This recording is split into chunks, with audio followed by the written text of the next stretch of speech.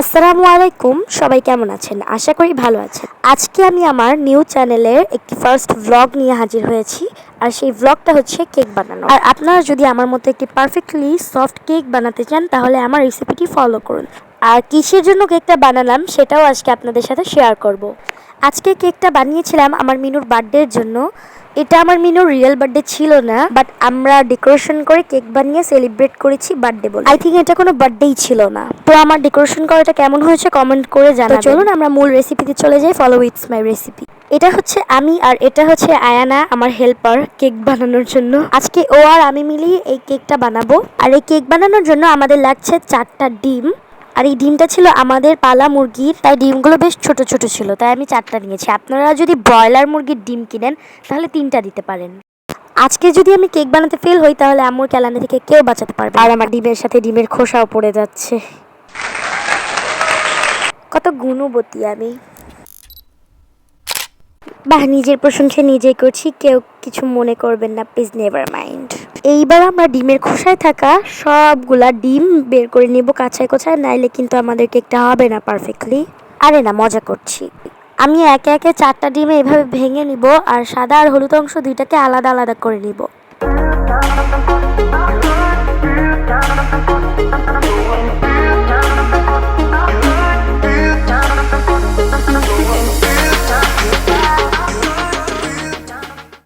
ডিম ভাঙার সময় একটু শান্তি পাই না। ডিম ভাঙতেছি, মা ডায়লগ ছাড়তেছে, ডিমটাও ভালোভাবে ভাঙতে পারে না, শ্বশুর বাড়ি যা কি করবি? হ্যাঁ, বাট আই ডোন্ট কেয়ার। আমি ওনার কথা না শুনে নিজের কাজ নিজে করতেছি।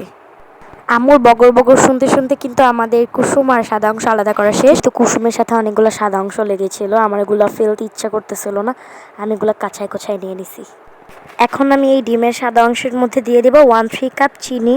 আর এই কাপের মধ্যে যতগুলো চিনি লেগেছিল আমার কাছে মনে হচ্ছিল কি যে ওই চিনিগুলো দিয়ে একটা মিনি পুডিং এর ক্যারামেল বানানো যাবে, এতগুলো চিনি ছিল। আর এত কথা বলতে বলতে আমি মেইন কথাটা বলতেই ভুলে গিয়েছি যে আপনি যদি গরিব হন তাহলে এই ভিডিওটা ঠিক আপনার জন্যই, আপনি এক্সাক্ট ভিডিওতেই ঢুকেছেন। আর যদি আপনি বড়লোক হন তাহলে এই ভিডিওটা আপনি ইন টোটালি স্কিপ করতে পারেন, কারণ আমি হচ্ছি গরিব। আর আমি হচ্ছে গরিবদের রেসিপি ফলো করেই আজকে কেকটা বানাবো। কেননা আমার কাছে ইলেকট্রিক বিটার নাই, আমার কাছে আছে বাঙালিদের ডাল ঘুটনি। বড়লোকদের কাছে অলমোস্ট সবার কাছেই হচ্ছে ইলেকট্রিক বিটার থাকে, আর গরিবদের কাছে ডাল ঘুটনি থাকে। আপনার বাসায় যদি হ্যান্ড উইস্ক থাকে তাহলে আপনি হ্যান্ড উইস্ক দিয়ে করতে পারেন, কোনো সমস্যা নাই। বাট হ্যান্ড উইস্ক দিয়ে যতক্ষণ লাগে কিন্তু তার তুলনায় 3 গুণ কম সময় লাগে ডাল ঘুটনি দিয়ে করলে। আজকে আমরা এই ডিমের বেটারটা ফোমি করব ডাল ঘুটনি দিয়ে। সো গাইস, আপনি যতটা ফোমি করবেন এই ডিমের বেটারটা আপনি তত এক্সাক্ট রেজাল্ট পাবেন, কেননা আমাদের কেকের এই মেইন পয়েন্ট হচ্ছে এটা, ডিমের বেটার। আর এইদিকে আয়না আমি দুজনে মিলেই এই ডিমের বেটারটা ফোমি করছি। ও তো প্রথমবারে পারছিলই না, একদম বল এদিক ওদিক চলে যাচ্ছিল। তারপরে সেকেন্ড টাইম ভালোভাবেই পারছিল। এরপরে আবার আমি ঘোটাঘুটি শুরু করে দিয়েছি।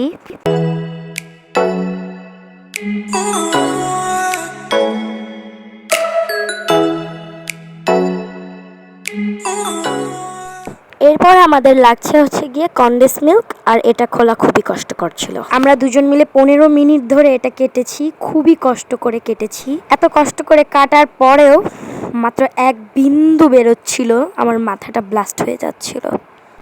1 ঘন্টা ধরে বের করার পরে আমরা 1/3 কাপ কনডেন্স মিল্ক এটার মধ্যে দিয়ে দিচ্ছি। কাপের মধ্যে লেগে থাকা সবগুলো আমরা দিয়ে দিব, কারণ অনেক কষ্ট করে বের করেছি তো।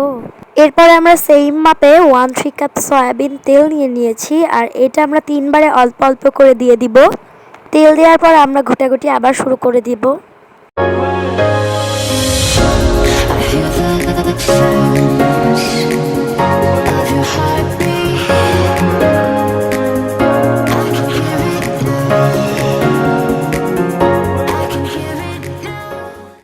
আমরা 1 মিনিটের মতো বিট করেছি। এরপরে আমরা আরও কিছুটা তেল দিয়ে আবার ঘোটাঘুটি শুরু করে দেব।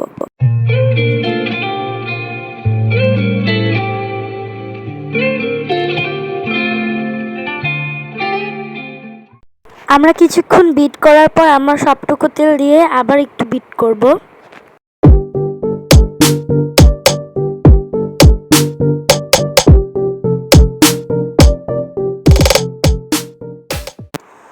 আমাদের ডিমের ফোমটা রেডি। এখন আমরা দিয়ে দিব এর মধ্যে 1 কাপ ময়দা। এরপর আমরা দিয়ে দিচ্ছি 1-2 টিস্পুন বেকিং সোডা, খাবার সোডা যেটাকে বলে। বেকিং সোডা দিয়ে এরপর আমরা দিয়ে দিচ্ছি বেকিং পাউডার। এইবার আমরা ডিমের বেটারের সাথে সব শুকনা উপকরণকে ভালোভাবে মিশিয়ে ফেলবো। আর আমাদের এইটা খেয়াল রাখতে হবে যাতে ডিমের বেটারের সাথে শুকনা উপকরণের যেন কোনো দানা না মিশে থাকে, তাহলে কিন্তু কেকটা অতটা ভালো হবে না। আর ওই যে ডিমের সাদা অংশের সাথে যে কুসুমগুলো বেঁচে গিয়েছিল, আমরা এই পর্যায়ে সেই কুসুমটা দিয়ে দিব, দিয়ে এটা আবার ভালোভাবে মিশিয়ে নিব।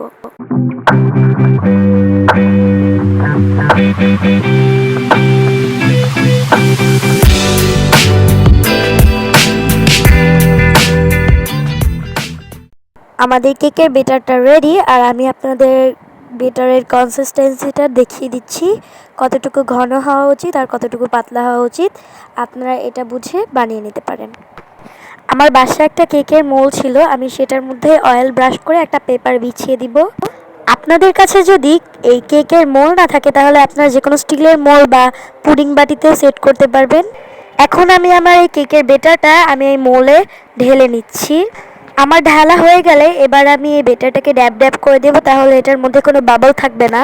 আর আজকের এই আমি কেকের রেসিপিটাতে কোনো প্রকার ভ্যানিলা এসেন্স ছাড়াই বানিয়েছি, আর কোনো ডিমের গন্ধ আসবে না এটা থেকে। আর আমি কেকের বেটারটা রেডি করার 10 মিনিট আগে থেকে আমি চুলায় একটা বড় কড়াইতে একটা স্ট্যান্ড বসিয়ে গরম করে নিয়েছি।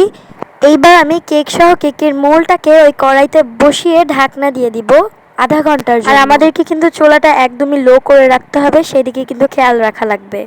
আর ফিরে এসেছি আমরা আধা ঘন্টা পর। দেখুন আমাদের কেকটা একদম রেডি। এখন আমরা একটা কাঠি দিয়ে চেক করব এটা হয়েছে কিনা। সো গাইস, কাঠিটা কিন্তু আমাদের একদম ক্লিন বেরিয়েছে, তার মানে আমাদের কেক রেডি। আর এই যে আমাদের কেকের ফাইনাল লুক। আর একটা কথা, শুরু থেকে শেষ পর্যন্ত দেখার জন্য আপনাকে ভেরি ভেরি থ্যাংক ইউ। আসসালামু আলাইকুম।